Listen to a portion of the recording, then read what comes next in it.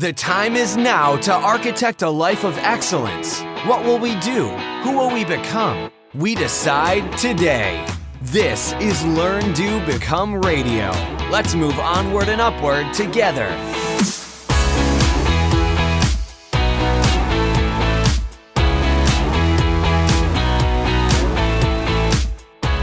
Hello and welcome to Learn, Do, Become Radio. I'm April Perry and I am so excited to share with you today how to declutter the entire house in 1 month.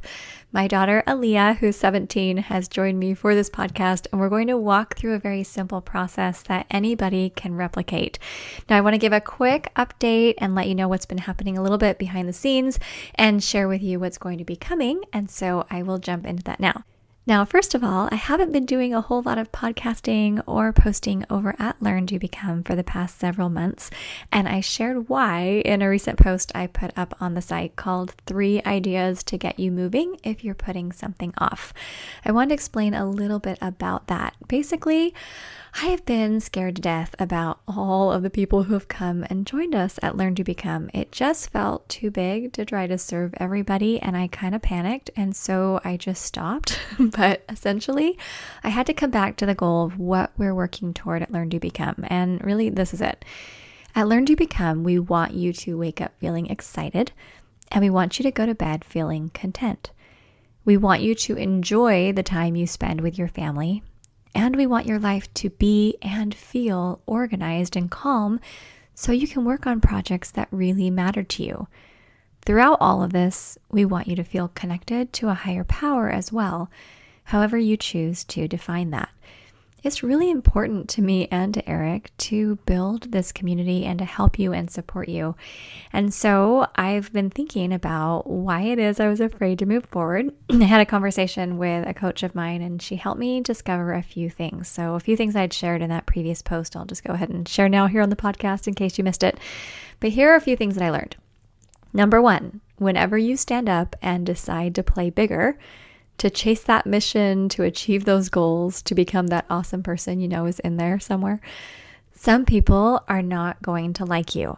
And I have had such a hard time even dealing with that idea because I want everyone to like me, and I know it's not going to happen, so I'm finally getting okay with that.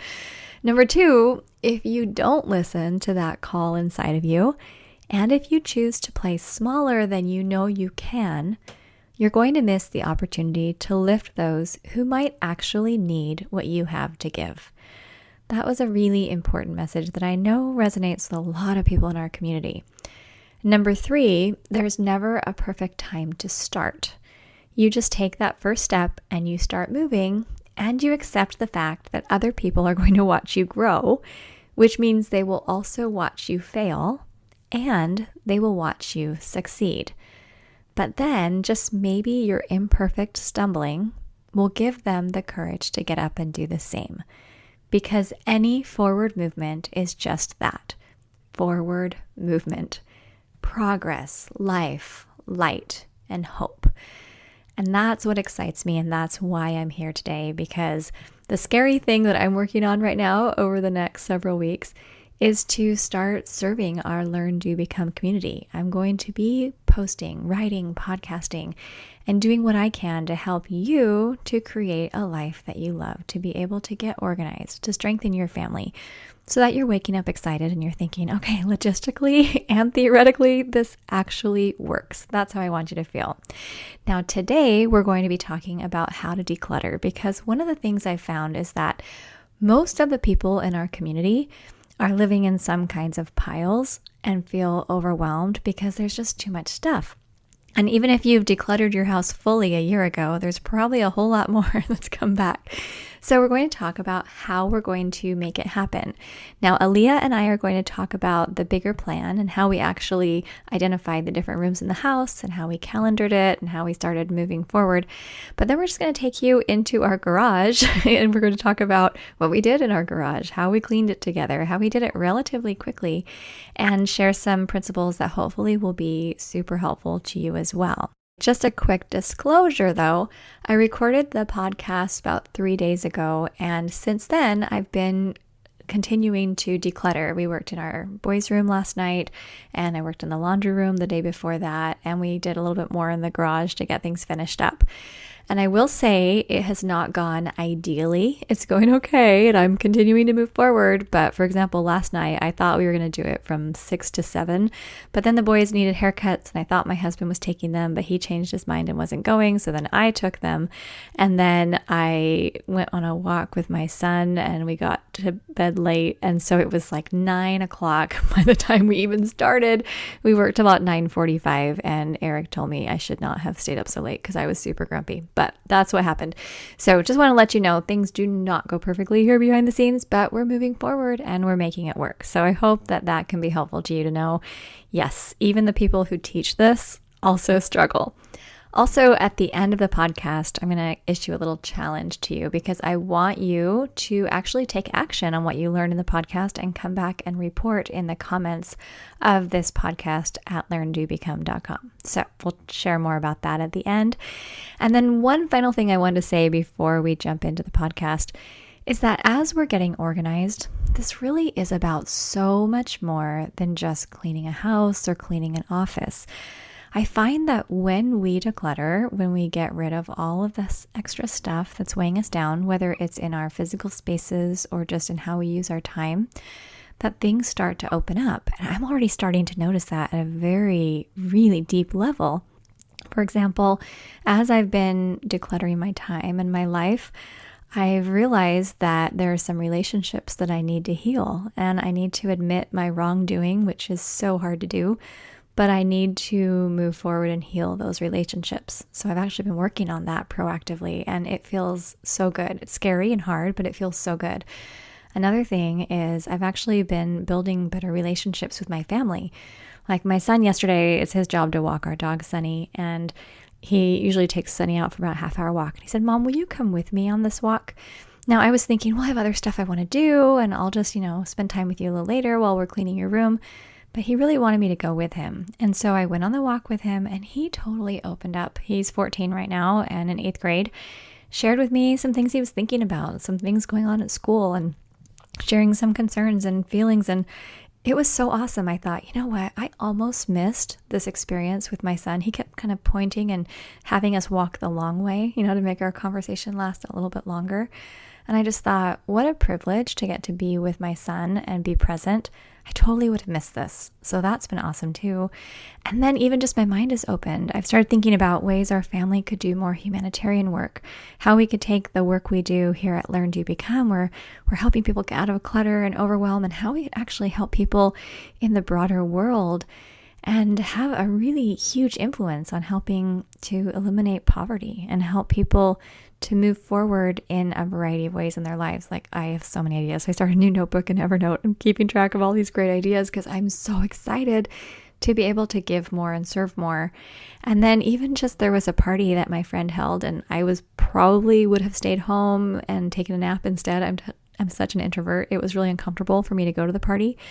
But because I've been decluttering and things are feeling really good, I thought, I could go.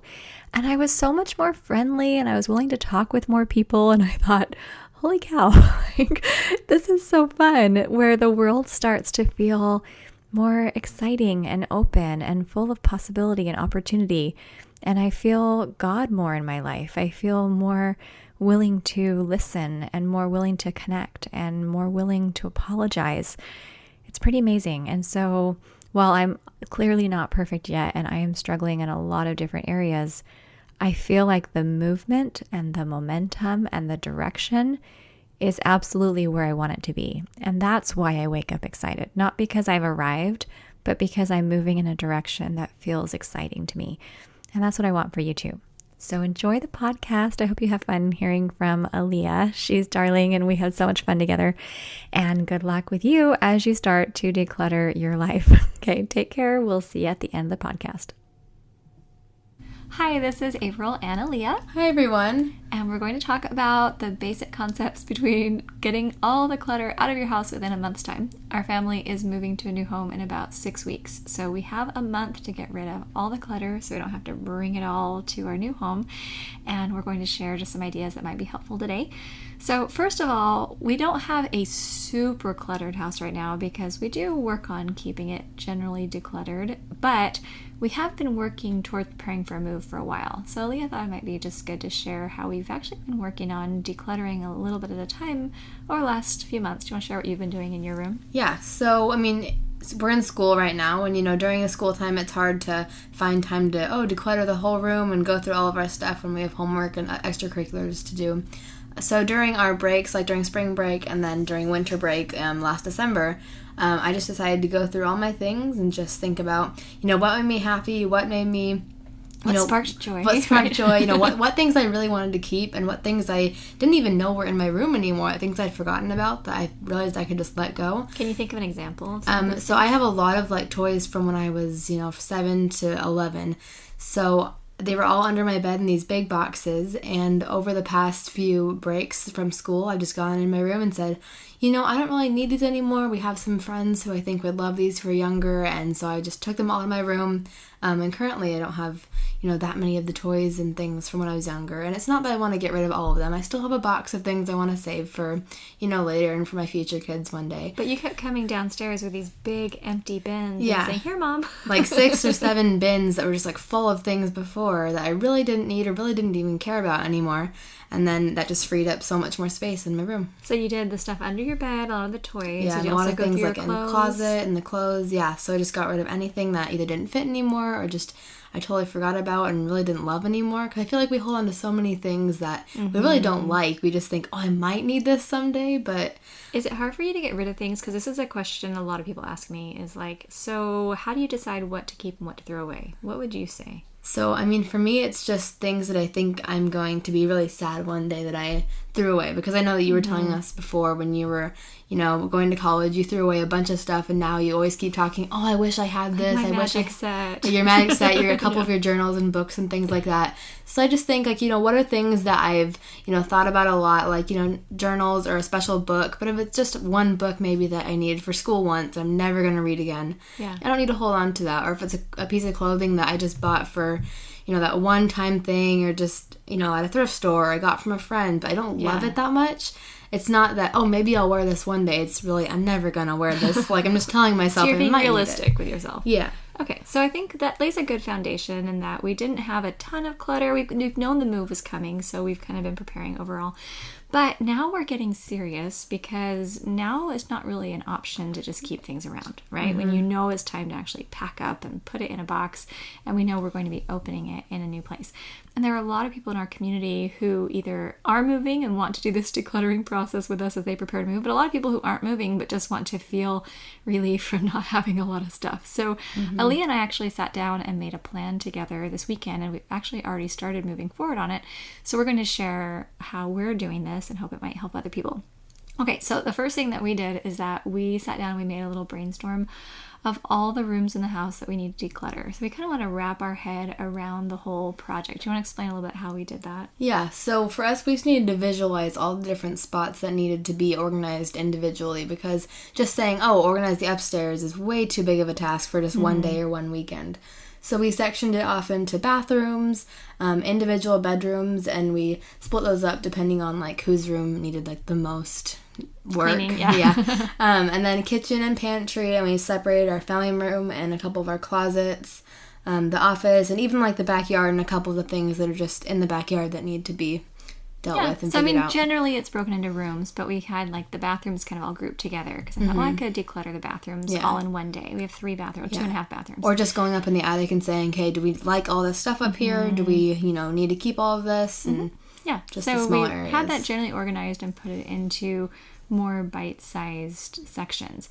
But then after we had that list, or as we were actually making the list, Aaliyah helped us prioritize which ones should go first. We tried to kind of generally put the ones that needed the most work up towards the top and the ones that didn't need as much help towards the bottom, or the ones that the kids could do with me up towards the top, and the ones that I could do mainly by myself towards the bottom. And the reason why we did that is because in the next month, you and your siblings are going to be going to some camps and aren't necessarily going to be home.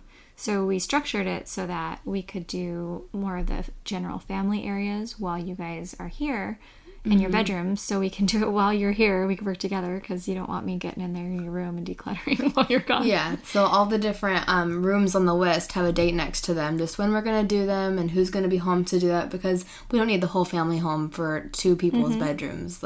Yeah. So then as we wrote the dates on this little list, we actually put them on my monthly calendar. So we open up my monthly calendar, and so I'll turn back to this weekend right now. We put decluttering the garage on Saturday, but the garage has a few parts. You can't just do the garage in one day. There's the center part of the garage that has a lot of toys and bikes and stuff like that in it. Then we have the edges of the garage that have things just like a lot of stuff that needs to be thrown away, just kind of random supplies and things we have in there. So the garage, I actually put on my calendar 3 separate days. I had last Saturday, today, because I'm going to work on it today, and I have it next Saturday because Dad's out of town right now. So when Dad gets back in town, I'm going to sign him up to help with the garage next Saturday. So the garage is on there 3 separate days. And then we added Grace's bedroom and the bathrooms on one day. I'm going to be working on the laundry room tomorrow, the boys' room Wednesday. I just kind of put it on the calendar, and I asked Aaliyah if she could help me put things onto specific days. Hey, when should we do this one? Or when should we do this one? And then you had some really good feedback on it. And then in next month, when the kids are all at camps, I actually just have a list. Okay, while the kids are at camp, here's what I'm going to work on. So it's mom's list. So that felt pretty good to you, because you felt okay, work on that. Okay, so once we went through and kind of calendared it and made a specific plan, then we just needed to get started with the first room. Now, when you put it on your calendar, that obviously can't take up the whole day. On Saturday when I had the garage in there, I couldn't spend the whole day there because I had a class I was teaching, and we were running errands, doing groceries. You had some lessons. There were a lot of things happening on Saturday. Plus, we wanted to go have some fun together and enjoy. We had a little girls' weekend because Dad took the boys, and so it was the girls here at home. So we needed to actually get in the garage, and because I didn't want to spend the whole day doing it, we had to figure out a very specific plan to get moving on the garage. So I thought it'd be fun. Isn't this fun, recording podcasts? Yes. I thought it'd be fun for us to just talk through briefly what we did in the garage and how we started making progress. And actually now I'm feeling like we're on a roll. I'm so excited. So we'll have to do a little follow-up to this podcast once we're all done decluttering the house. But just want to share a little bit about what we did in the garage, because sometimes I think it's helpful when people can hear really specific things about how you're decluttering, what that looks like. Okay, so first thing that we did, do you want to introduce this first idea? Yeah. So just in order to not spend, 3 or 4 hours in that one garage area that really needed some help, we just set the timer for an hour and said, okay, we're going to all try to be focused as best we can to not get distracted and just work for 1 hour and just plow through and just get as much done as we could. Well, because if I said, hey, girls, do you want to come work in the garage with me for 3 or 4 hours? What would have been your response? I'd love to. It's my favorite. So yeah, 1 hour, you can usually get the family to buy in for an hour or less. Okay, so then we set the goal as far as, well, what are we going to do in the garage? Because when we walked in, it was pretty bad, and, right? we really avoid our garage a lot because, it's not that it's a mess and it's a pit, but we just have so many different things in there and, kind of so many... catch-all. Yeah, and it's just whenever anyone has anything they don't know where to put it, they put it in the garage, or they just start piling boxes. And our whole house seems pretty organized once you get to that garage. I know. And so I do want to say something on that too, because a lot of people will say, oh, I keep procrastinating this one room. And I will say we did put the garage off, but I wasn't procrastinating. It wasn't on my list and I wasn't doing it. I just decided not to put it on my list for several months because we had a lot of other things we were doing. Yeah, it wasn't a priority. We deliberately chose not to clean the garage for several months, but now we're deliberately choosing to do it. But then we had to set a goal. So what are we going to actually get done? So we just decided we're doing the right center part of the garage. We're not doing all the stuff on the left because we have like a desk and some dress-up stuff and a bunch of toys and some things like that I didn't want to touch yet. But I did want to get everything on like to the right of center. So the goal too, though, as we're going through there, it's not just to rearrange things into piles. You want to share what our goal is? Yeah, our goal is to get rid of things because we had so many, like the section that we were doing that Saturday was a bunch of bikes and a bunch of toys and things that were really easy to move and easy to like access. So whereas the other side of the garage was a desk and an elliptical that aren't easy to work with, this section was really easy to move around and figure out, okay, do we really like this? Do we really not like this? And so when we actually choose, hey, we're going to get rid of things, I think I even asked Aaliyah, what percentage of the garage do you think we can get rid of? What did you say? Remember? I said, what, 40? Like 40%. Yeah. We could probably get rid of about 40%. So that's really different. It's a very different goal to walk in and say, I'm going to get rid of 40% than to go in and say, I think I'll just organize this clutter because I don't want to get rid of anything. So we kind of went into it with the mindset of, we're not just rearranging clutter, we're getting rid of it. So we started, a few piles. I'll explain a little bit how we put piles together. So first I just kind of got out a big box with some bags. We'd already started collecting things to donate. So that was just our giveaway pile. And then what else do we do to make sure? We brought out our big recycle and trash bins that we put out on the curb every week. And we just set those and opened them and just started throwing everything in there. Like all the boxes from Amazon that we hadn't cut up that were just kind of stacked. We helped like cut all those down. And yeah, you got out the box cutter and did several boxes. Put all the boxes away. And then we had a lot of trash like on the floor, like underneath kind of the cabinets. So my sister, she helped us sweep all the edges, put it all in the trash bin, and it started, it went pretty quick, right? Once we actually started working. So when you actually say, okay, here's a place for things that are going to be given away, here's the trash, here's the recycle, now you have a place to actually move things out. And so we started doing that. And then I do emphasize bringing in the helpers. So Aaliyah came in and her sister Grace, and I think having 2 helpers is probably really the maximum, because sometimes if Eric and I are in the garage and we have all 4 kids in the garage, how does that usually end up? Well, it used to be fine when we were 3 and running around and not really helping and we were kind of out of the way. But now that we're all, older and bigger, we'd be bumping around a lot and we would probably not be very helpful. And it's hard to actually make decisions on things if mom and dad need to weigh in and there's too many people talking. Or if someone's like, oh, I love that, but like really it's like trash. But there's we'll some people who have attachments. Yeah. In a second. Yeah, okay. So bringing in the helpers I think is super important. And then another key word that I realized as we were going through all this was just the idea of consolidating. Because we found that there were things just strewn all over, and so we learned how to consolidate quite a few things. You want to share what we did? Yeah, so one of the things that's kind of random, we had 2 ant farms in the garage, and they were kind of the feature on our dining room table for a while. No more ants in them right now. No. Yeah, the ants, they lived for a while and now they're gone. Yep. So we had empty ant farms just sitting in the garage, and all the little pieces were kind of strewn around the garage, like in one little area. So we just found the box that one of them came in, but we couldn't find the second box for the ant farm. So we were thinking, oh, now we're just going to leave these here until we can go talk to somebody about a box. So instead we just tried shoving the 2 ant farms in one box, and it worked. They fit. So, I mean, maybe not the best storage, like most practical way, but it consolidated them pretty easy, and we didn't have to make any extra decisions about the ant farms after that. So now we have 2 ant farms in a box, and that worked really well.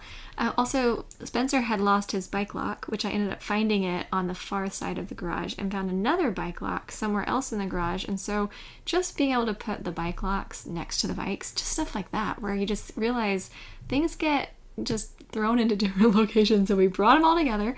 And then even things like we had 3 coolers. All different sizes.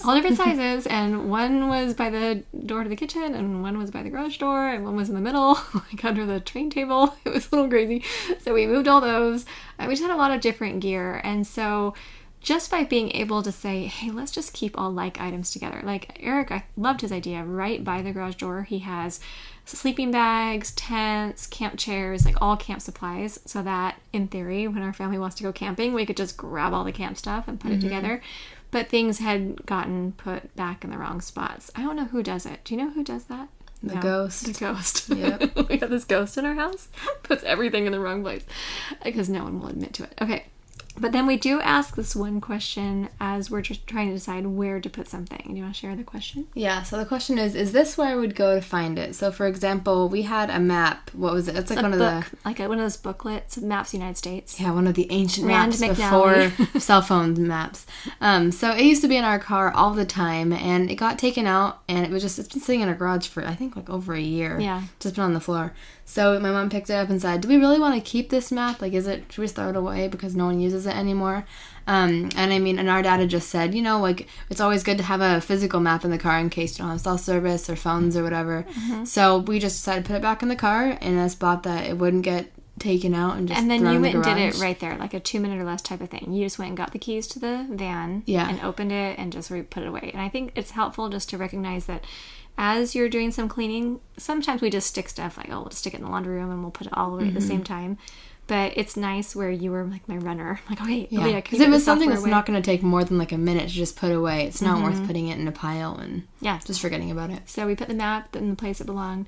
Then there were other things like there are these 2 little cylinder blocks. We have a set of blocks that we got the kids for Christmas 10 years ago or something like that. And 2 of the blocks were sitting like out on the train table. Yeah, they were just mixed in with the other toys, but the blocks were inside that they belonged to the set.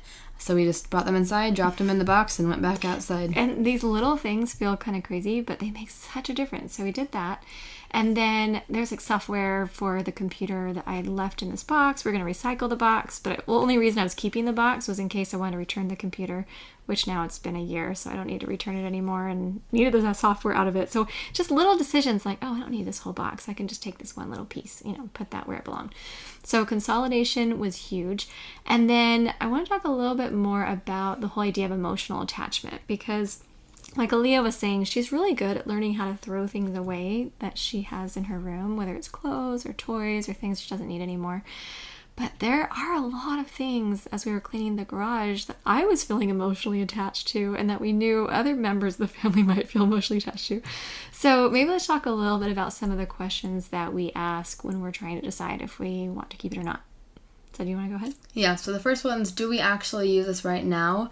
And in connection to that, are we going to use it in the future? And would that justify keeping it? So let's talk about the high chair. Yeah, the high chair. So we have this cute little colorful high chair that was... a booster chair. Yeah, okay. So we've had it since I was born. So what, 17 years ago? Yeah. And it's kind of old and not gross, but it's just not... faded. Yeah, it's old. So we keep it just in case we have friends visiting who like forgot a baby chair and who need something like that. So we saw it and we're like, should we keep this? Because it really isn't in the best condition now after almost 18 years. And it's a little bulky. It's not really easy to store and put places. But then I love the idea that, I want my house to be welcoming for anyone who comes over with a child. Like we do have a pack and play, a little porta crib that I keep in case someone brings a child or a babysitting. And we've used that a couple times. Yeah. And the high chair we probably could use more. We might use more. But Aaliyah was like, Mom, really, when people bring their child, usually there's a stroller they could sit in if they need to be fed, or usually it's not that big of a deal. They're not expecting you to have a high chair waiting for them. Expecting you to have a high chair, so we decided the high chair is going to go. And I was a little sad about that, but we're going to take some pictures before we get rid of it, and I think we'll be fine. But I like that question, like, am I going to use it enough in the future? Same thing with the fog machine. You want to talk about that? I don't even know where it came from. Okay, it so just appeared in our house. Our neighbors were moving, and as a thank you gift to us for helping them move, they gave us this fog machine for Halloween. I think they just didn't want to move it with them either, and so we're getting ready to move. And our boys were so excited about it. We bought the little fog fluid, and they sat on the front porch on Halloween and it was like a strobe light and a fog machine, and they were so excited. But the thing is, it's huge. It's this big, huge fog machine we use one day a year. And I don't love it. It's not something like you would use through the whole Halloween season. Because I get it if it's like, it's not cute. A regular decoration in our house. If it's like a seasonal decoration, it's going to be out for a month. Okay, I get that. But the fog machine we use one night a year. And I don't even like fog machines and strobe lights. Although the boys probably will be a little sad. I think it's just not worth it to keep it just because it's so big and bulky. So we decided not to do that. Does it spark joy? That's the question from Marie Kondo's Life-Changing Magic of Tidying Up. And yeah, like if something is really joyful, and I get it with 6 people in the family, probably a lot of things spark joy for at least one person. But I think we just have to realize this is the only thing in their life that sparks joy. Are there enough other things that will spark joy? And I think we can accommodate for that.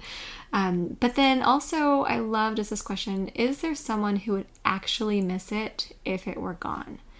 So we actually took a few things that we found out in the garage that we totally got rid of. But I know 100% no one is ever going to ask me for it. She won't even tell me what some of them are. She's like, no, you don't even know what's missing. And I really don't. And I'm not even going to say it on this podcast because I want no proof that I ever threw it away or got rid of it. But I know 100% no one is going to ask because it's one of those random things that no one ever really needed. But if you bring it up, oh, it's my favorite. I love it. So we just got rid of it.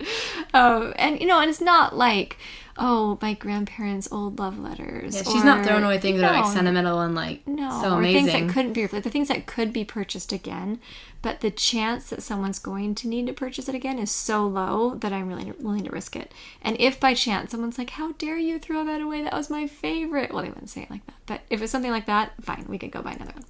But yes, okay, so that's that. And then things like our train table, I didn't want to get rid of the train table. It's one of those big tables. It's like a Thomas the Train. And our boys have been playing with it for 6 years, something like that. Rolling their cars on it. Almost. Rolling their cars on it, rolling their trains on it. It was our coffee table for a long time now. It's kind of out in the garage and they don't really need it anymore. But I was feeling sad about getting rid of it because I have so many memories. But we sent a text to Eric because he's with the boys. And I said, hey, are they okay getting rid of the train table? And their response was, yeah, they're fine to get rid of it. So, so we're going to get rid of it. We're going to give it away, though, to some child. But it's one of those things that it served its purpose in our house, and now it can be for someone else. Because we even got it at a garage sale. It wasn't brand new. It wasn't brand new to us. So we got this train table. We've had it for almost, I think it's more like 8 years. It's been super old. It's in our house. We loved it, and now it's just time to move on. Yep. So I'm okay with that. We're on our way. So that's really enough, we'll say, as far as choosing what to get rid of and what to keep. One other thing, though, we did as we were out in the garage is we identified projects, things that we actually need to do or work on. So do you want to share a few of our project ideas that came? Yeah, so a lot of the bikes in our garage had flat tires. Probably like 90% of the bikes, because we don't ride them. There weren't that many bikes. Well, 90% of the, 6 or 7? Okay. So we did, 2 of the bikes we decided to get rid of. Do you want to share a little bit about that? Yeah, they were... I don't even know how... So Spencer's old bike, he already has a new one, but we still had his old one that was totally broken. Yeah, Brakes were broken. He'd used it for so many years, and it was just shot. So that's in our trash area for a big trash pickup. Mm-hmm. But then your purple one, want to share what happened with that one? Yeah, so that one, its tires are just flat, so... But it was working. It's working. It's small for you, though. Mm-hmm. So we're going to give that one away. Oh, we already did. Yeah. So we put a free sign on it. And we put it in the front yard. Is it still in the front yard? Nope, it's gone. Okay. I didn't even know we put it out there. Yeah. All right. So someone else found it because it was functioning, but it was too small for Ellie. It was like this cute little purple bike. But, she needs an adult bike now. She wants to ride a bike. And so free, somebody took it. Now there's probably some little girl out there who's so happy to have a bike. So, but we do have a project to fix my bike because my bike needs some new tires. And so I can go do that after we move. I don't have to do it here. Mm-hmm. And so that's a project, though, fix my bike. I want to share the next one that we want to do for Dad. Yeah. It's to help my dad to start doing pottery. So our friend was giving away a great pottery wheel. They'd never used it really, so that's in the garage. We got it, but it's been sitting in our garage. And we have another thing for the pottery that Grandma gave him. Oh, and we have a kiln from our great-grandma. Huge, beautiful kiln. Yes. So we've got all the tools for Dad to love pottery, and he does love pottery, for him to be able to enjoy it. So that needs to be a project to actually help him maybe get the clay, get that set up, get a spot for him. So I'm really excited about that. So that's a project. And then there's just one other project we thought of as we were putting this together. You want to talk about just making a new emergency kit for our car. So our emergency kit had a bunch of expired food and like baby clothes, and really wasn't great for our family right now. We're starting a new one. We have a nice first aid kit, and now we just need to add to that. But that's the project. So right now the first aid kit is just sitting out there in a bag, and it's fine. But we want to add to that. Mm-hmm. So that's our next project. But I think that as you are decluttering, you're going to get little ideas in your minds and think, oh, yeah, that's a good project, or that's something else I should do. So that's helpful. And then just as far as cleaning, Grace started doing some sweeping and getting things clean. I really think that just as you're doing the decluttering, having a chance to dust, to wipe things down, because we noticed things like the front of the deep freezer was really gross and dirty. Because like the places that aren't on the typical Saturday cleaning job list, like, the kitchen gets cleaned, the bathrooms get cleaned, but no one ever goes and cleans the garage on purpose. Yeah. So it's pretty gross. Like the light switch has kind of some residue, the doorknobs are gross, the fridge is gross, so. And we want to actually just make it look nice. So that's part of this decluttering, is just kind of cleaning things up. And so as I've been going through and doing our bathrooms, getting those decluttered, and as Grace has been working on her room and you're working on your room, you actually do dusting, vacuuming, wiping down as you go through. So that makes it easier. And then after we spent that hour, so we did a lot of work in that hour. I mean, getting that bike out to get rid of, making decisions on lots of different things, consolidating a lot, sweeping, cleaning. By the end, it didn't look like totally clean yet. The whole garage isn't clean. But I still thought it looked pretty bad, but but it looked substantially it's better, and we had a lot less of the things that we had in there before. Yeah, and then we got to go celebrate. So we said, okay, we did the hour in the garage. Then we went out and had dinner together, had some fun, had a great time together. So you enjoyed the day overall? Yes, I mean, I was not very helpful, a little bit out of it. We had a blood drive earlier in the day, so I wasn't as helpful as I could have been. So maybe don't go to a blood drive right before you're trying to clean your house and declutter. But it turned out pretty well. And then now we have on our calendar, I'm actually sticking with the calendar. We've done 3 days worth now. And we're on track and things are going well. And, if it doesn't turn out perfectly, it's okay. If worst case scenario, we had to pack and move our clutter, it's not the end of the world. But the idea is that when we get to our new house and we open our boxes, I want to be excited with every box we open and think, oh yeah, here's, my books, or oh, here's my bedding, or, I'm just be excited about what we're opening and not feel like, oh man, there's more of that clutter that just followed us. All right. So any maybe last advice that you would give to a family who's trying to maybe incorporate their children into decluttering? Any other thoughts you'd share? You feel like covered it pretty well? Yeah, I mean, if you have younger kids, I think maybe even shortening the time to half an hour, 45 minutes, just so it doesn't feel so long to them. And maybe even implementing what we used to do is, you go put this where we tell you to go put it, and then come back and ask for another job. Because if you just give a kid one job, they're probably going to get distracted and go play with something else. But if you're saying, okay, I need you to go put this back where it goes, just to get it out of the garage or wherever you're working in, and then come back and ask me for another job, that way they won't be able to get sidetracked or distracted. Good advice. Okay, so I hope this was helpful, just taking you behind the scenes. We are decluttering just like you. It's fun, and at the end of the day, it just feels so good to get rid of all the stuff and have a beautiful, clean, clear spot. Thank you so much for being with us today at Learn, Do, Become Radio. We hope that you will take the decluttering challenge, and if you would like to do so, your first step could be to just outline the rooms that you would like to clear of clutter in the next month or so.